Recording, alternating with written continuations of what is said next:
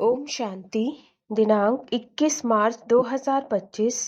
बाप दादा के साकार मधुर महावाक्य। मीठे बच्चे, तुम्हें अपने योग बल से सारी सृष्टि को पावन बनाना है। तुम योग बल से ही माया पर जीत पाकर जगत जीत बन सकते हो। प्रश्न: बाप का पाठ क्या है?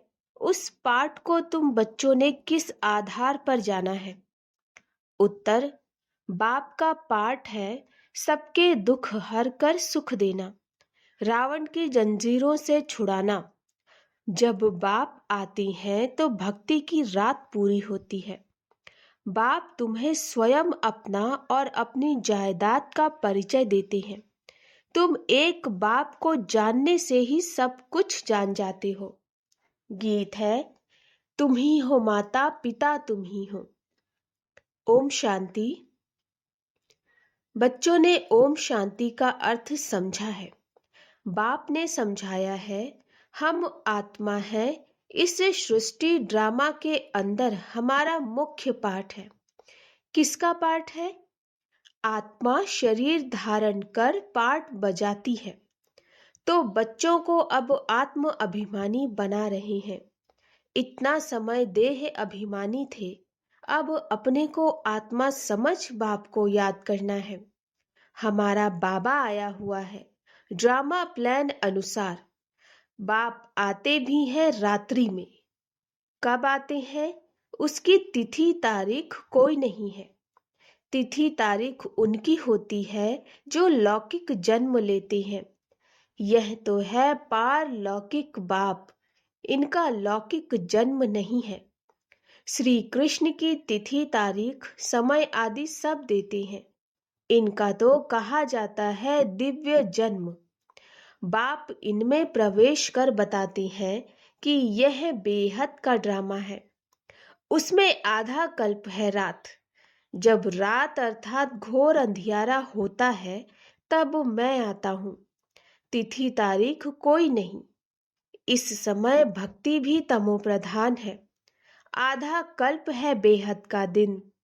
बाप खुद कहते हैं, मैंने इनमें प्रवेश किया है।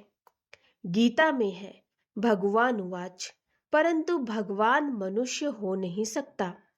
श्री कृष्ण भी दैवी गुणों वाला है। यह मनुष्य लोक है, यह देवलोक नहीं है।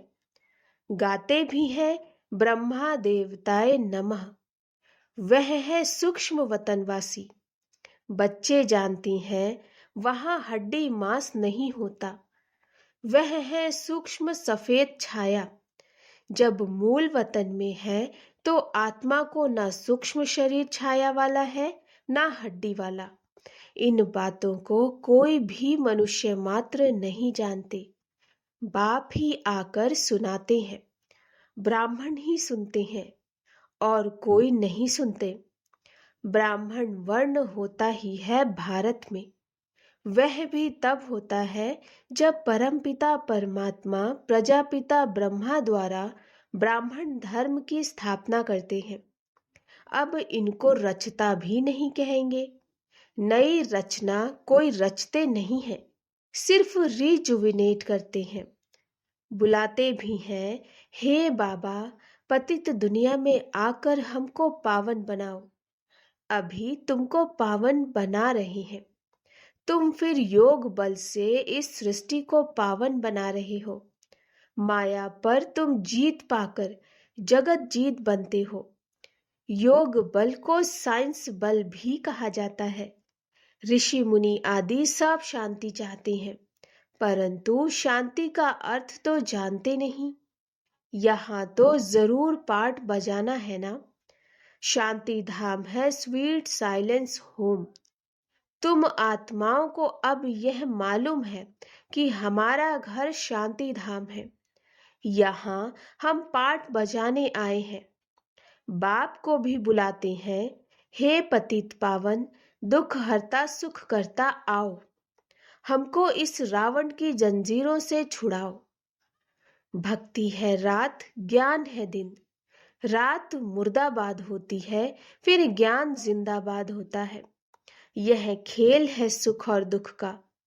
तुम जानते हो, पहले हम स्वर्ग में थे, फिर उतरते उतरते आकर नीचे हेल में पड़े हैं। कलयुग कब खलास होगा, फिर सतयुग कब आएगा, यह कोई नहीं जानते। तुम बाप को जानने से बाप द्वारा सब कुछ जान गए हो। मनुष्य भगवान को ढूंढने के लिए कितना धक्का खाते, बाप को जानते ही नहीं। जाने तब जब बाप आकर अपना और जायदाद का परिचय दें। वर्षा बाप से ही मिलना है, माँ से नहीं। इनको मम्मा भी कहते, परंतु इनसे वर्षा नहीं मिलता, इनको याद भी नहीं करना है। ब्रह्मा विष्णु शंकर भी शिव के बच्चे हैं, यह भी कोई नहीं जानते। बेहद की सारी दुनिया का रचयिता एक ही बाप है, बाकी सब है उनकी रचना या हद के रचयिता। अब तुम बच्चों को बाप कहते हैं, मुझे याद करो तो तुम्हारे विकर्म विनाश हो। मनुष्य बाप को नहीं जानते हैं तो किसको याद करें। इसलिए बाप कहते हैं, कितने निधन के बन पड़े हैं। यह भी ड्रामा में नूंद है। भक्ति और ज्ञान दोनों में सबसे श्रेष्ठ कर्म है दान करना। भक्ति मार्ग में ईश्वर अर्थ दान करते हैं। किस लिए? कोई कामना तो जरूर रहती है। समझते हैं जैसा कर्म करेंगे वैसा फल दूसरे जन्म में पाएंगे। इस जन्म में जो करेंगे उसका फल दूसरे जन्म में पाएंगे। जन्म जन्मांतर नहीं पाएंगे। एक जन्म के लिए फल मिलता है। सबसे अच्छे से अच्छा कर्म होता है दान। दानी को पुण्य आत्मा कहा जाता है। भारत को महादानी कहा जाता। भारत में जितना दान होता है उतना और कोई खंड में नहीं। बाप भी आकर बच्चों को दान करते हैं, बच्चे फिर बाप को दान करते हैं।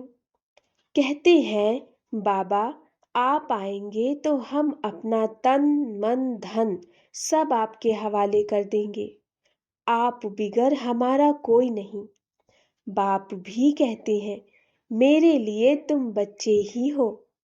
मुझे कहते ही हैं हेवनली गॉड फादर, अर्थात स्वर्ग की स्थापना करने वाला। मैं आकर तुमको स्वर्ग की बादशाही देता हूँ। बच्चे मेरे अर्थ सब कुछ दे देते हैं। बाबा सब कुछ आपका है।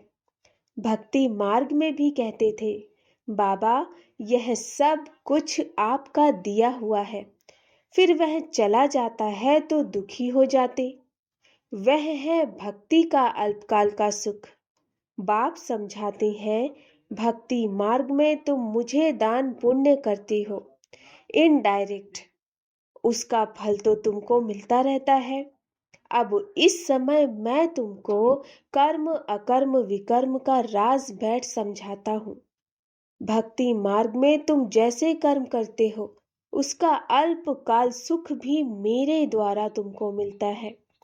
इन बातों का दुनिया में किसको पता नहीं है। बाप ही आकर कर्मों की गति समझाते हैं। सतयुग में कभी कोई बुरा कर्म करते ही नहीं, सदैव सुख ही सुख है। याद भी करते हैं सुखधाम स्वर्ग को। अभी बैठे हैं नरक में, फिर भी कह देते फलाना स्वर्ग पधारा। आत्मा को स्वर्ग कितना अच्छा लगता है। आत्मा ही कहती है ना फलाना स्वर्ग पधारा। परंतु तमो प्रधान होने के कारण उनको कुछ पता नहीं पड़ता है कि स्वर्ग क्या है नर्क क्या है। बेहद का बाप कहते हैं, तुम सब कितने तमो प्रधान बन गए हो। ड्रामा को तो जानते नहीं, समझते भी हैं कि सृष्टि का चक्र फिरता है तो जरूर हूबहू फिरेगा ना। वह सिर्फ कहने मात्र कह देते हैं। अभी यह है संगम युग। इस एक ही संगम युग का गायन है। आधा कल्प देवताओं का राज्य चलता है, फिर वह राज्य कहाँ चला जाता, कौन जीत लेते हैं, यह भी किसको पता नहीं। बाप कहते हैं रावण जीत लेता है, उन्होंने फिर देवताओं और असुरों की लड़ाई बैठ दिखाई। अब बाप समझाते हैं, 5 विकारों रूपी रावण से हारते हैं, फिर जीत भी पाते हैं। रावण पर, तुम तो पूज्य थे, फिर पुजारी पतित बन जाते हो, तो रावण से हारे ना। यह तुम्हारा दुश्मन होने के कारण तुम सदैव जलाते आए हो, परंतु तुमको पता नहीं है। अब बाप समझाते हैं, रावण के कारण तुम पतित बने हो। इन विकारों को ही माया कहा जाता है। माया जीत जगत जीत, यह रावण सबसे पुराना दुश्मन है। अभी श्रीमत से तुम इन 5 विकारों पर जीत पाते हो। बाप आए हैं जीत पहनाने। यह खेल है ना। माया ते हारे हार, माया ते जीते जीत। जीत बाप ही पहनाते हैं, इसलिए इनको सर्वशक्तिमान कहा जाता है। रावण भी कम शक्तिमान नहीं है, परंतु वह दुख देते हैं, इसलिए गायन नहीं है। रावण है बहुत दुष्टर, तुम्हारी राजाई ही छीन लेते हैं। अभी तुम समझ गए हो, हम कैसे हारते हैं, फिर कैसे जीत पाते हैं। आत्मा चाहती भी है, हमको शांति चाहिए, हम अपने घर जावें। भक्त भगवान को याद करते हैं, परंतु पत्थर बुद्धि होने कारण समझते नहीं है। भगवान बाबा है, तो बाप से जरूर वर्षा मिलता होगा। मिलता भी जरूर है, परंतु कब मिलता है, फिर कैसे गवाते हैं, यह नहीं जानते। बाप कहते हैं, मैं इस ब्रह्मा तन द्वारा तुमको बैठ समझाता हूँ। मुझे भी ऑर्गन्स चाहिए ना। मुझे अपनी कर्मेंद्रियां तो है नहीं। सूक्ष्म वतन में भी कर्मेंद्रियां हैं। चलते फिरते जैसे मूवी बाइस्कोप होता है, यह मूवी टॉकी बाइस्कोप निकलते हैं, तो बाप को भी समझाने में सहज होता है। उन्हों का है बाहुबल, तुम्हारा है योग बल। वह 2 भाई भी अगर आपस में मिल जाएं, तो विश्व पर राज्य कर सकते हैं। परंतु अभी तो फूट पड़ी हुई है। तुम बच्चों को साइलेंस का शुद्ध घमंड रहना चाहिए। तुम मन मनाभव के आधार से साइलेंस द्वारा जगत जीत बन जाते हो। वह है साइंस घमंडी। तुम साइलेंस घमंडी अपने को आत्मा समझ बाप को याद करते हो। याद से तुम तमो प्रधान सतो प्रधान बन जाएंगे। याद से तुम सतो प्रधान बन जाएंगे। बहुत सहज उपाय बताती हैं। तुम जानते हो शिव बाबा आए हैं हम बच्चों को फिर से स्वर्ग का वर्षा देने। तुम्हारा जो भी कलयुगी कर्म बंधन है, बाप कहते हैं उनको भूल जाओ। 5 विकार भी मुझे दान में दे दो। तुम जो मेरा मेरा करते आए हो, मेरा पति, मेरा फलाना, यह सब भूलते जाओ। सब देखते हुए भी उनसे ममत्व मिटा दो। यह बात बच्चों को ही समझाते हैं। जो बाप को जानते ही नहीं, वह तो इस भाषा को भी समझ न सके। बाप आकर मनुष्य से देवता बनाते हैं। देवताएं होते ही सतयुग में हैं, कलयुग में होते हैं मनुष्य। अभी तक उनकी निशानियां हैं, अर्थात चित्र हैं। मुझे कहते ही हैं पतित पावन। मैं तो डिग्रेड होता नहीं हूँ। तुम कहते हो हम पावन थे, फिर डिग्रेड हो पतित बने। अब आप आकर पावन बनाओ तो हम अपने घर जाएं। यह है स्पिरिचुअल नॉलेज। अविनाशी ज्ञान रत्न है ना। यह है नई नॉलेज। अभी तुमको यह नॉलेज सिखलाता हूँ। रचयिता और रचना के आदि मध्य अंत का राज बताता हूँ। अभी यह तो है पुरानी दुनिया। इसमें तुम्हारे जो भी मित्र संबंधी आदि हैं, देह सहित सबसे ममत्व निकाल दो। अभी तुम बच्चे अपना सब कुछ बाप हवाले करते हो। बाप फिर स्वर्ग की बादशाही 21 जन्मों के लिए तुम्हारे हवाले कर देते। लेन देन तो होती है ना। बाप तुमको 21 जन्मों के लिए राज्य भाग्य देते। 21 जन्म 21 पीढ़ी गाए जाते हैं ना।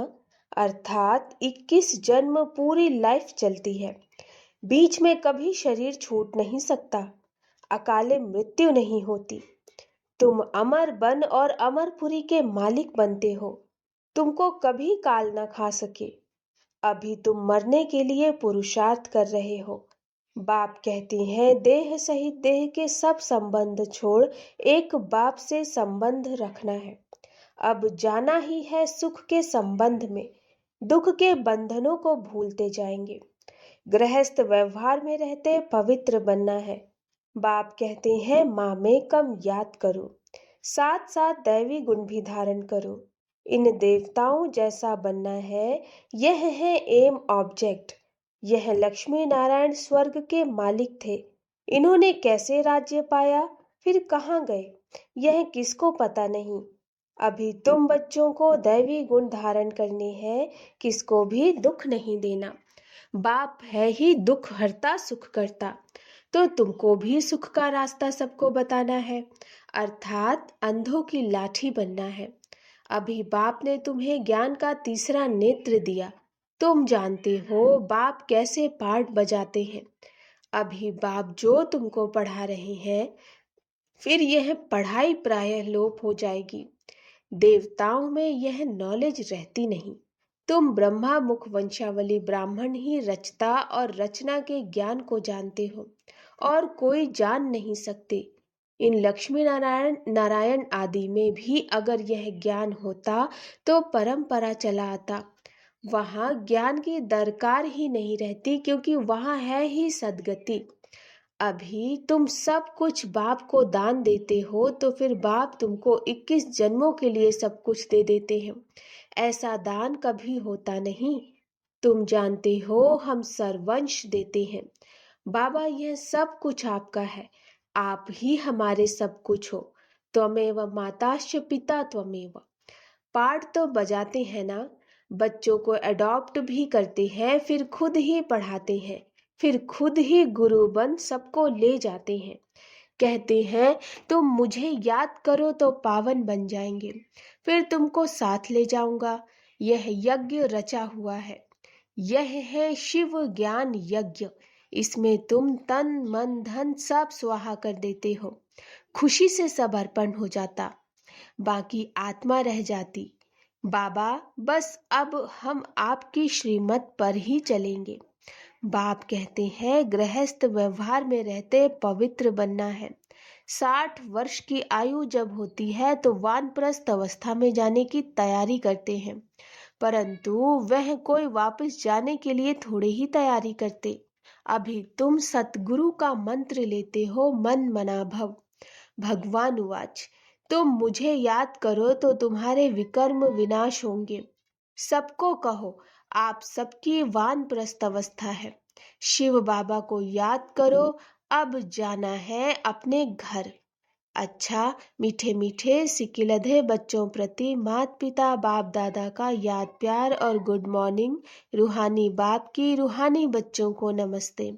हम रूहानी बच्चों की रूहानी माता पिता बाप दादा को नमस्ते नमस्ते नमस्ते। गुड मॉर्निंग बाबा। धारणा के लिए मुख्य सार। कलयुगी सर्व कर्म बंधनों को बुद्धि से भूल 5 विकारों का दान कर आत्मा को सतो प्रधान बनाना है। एक ही साइलेंस के शुद्ध घमंड में रहना है। दूसरा, इस रुद्र यज्ञ में खुशी से अपना तन मन धन सब अर्पण कर सफल करना है। इस समय सब कुछ बाप हवाले कर 21 जन्मों की बादशाही बाप से ले लेनी है।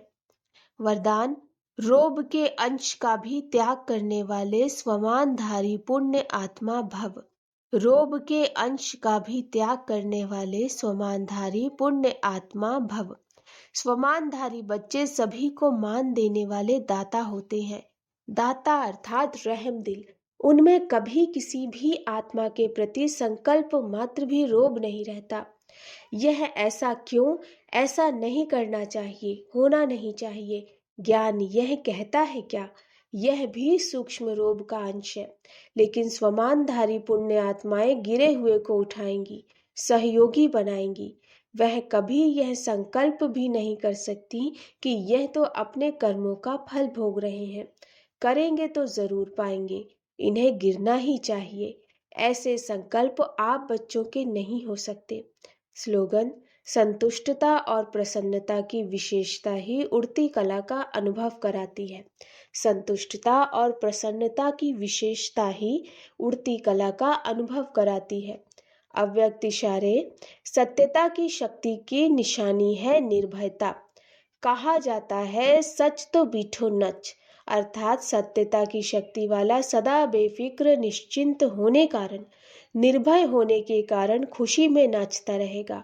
यदि अपने संस्कार व संकल्प कमजोर हैं तो वह कमजोरी ही मन की स्थिति को हलचल में लाती है। इसलिए पहले अपनी सूक्ष्म कमजोरियों को अविनाशी रुद्र यज्ञ में स्वाहा करो। अच्छा, ओम शांति।